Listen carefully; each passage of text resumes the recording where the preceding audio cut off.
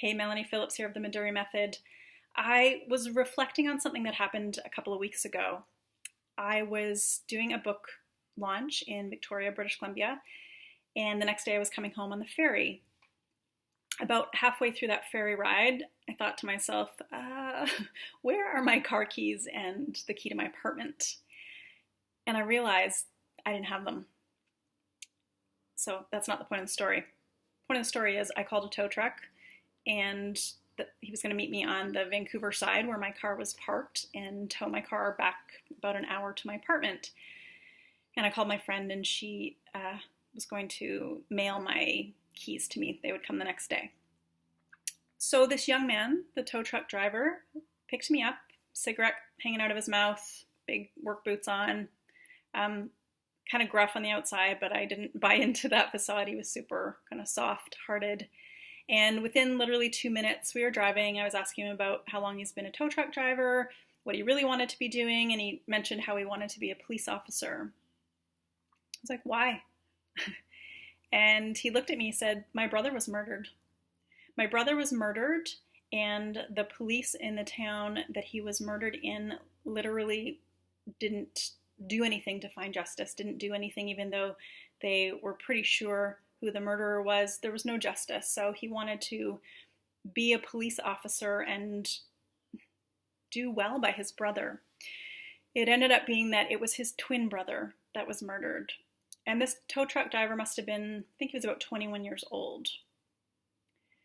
And we sat in silence, and I asked him about his pain, and I asked him about his anger, and he just opened up in the most beautiful way, telling me the story of his brother's murder, of his life, of the anger issues he does have. And it reminded me, this interaction reminded me that nothing is a mistake. It reminded me that I may have been, for a moment, thinking, God, how did I leave my keys at my friend's house? How ridiculous of me.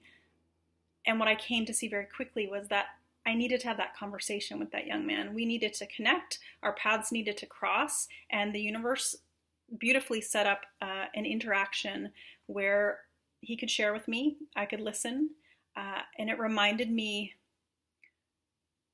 that we're all suffering, and it reminded me that everyone's got a story. Some people have stories of deep pain and trauma. Some people have fun, uplifting stories, and a combination of all of that in our lives. I left that interaction just so deeply connected, and my faith was restored that I'm always in the exact right place.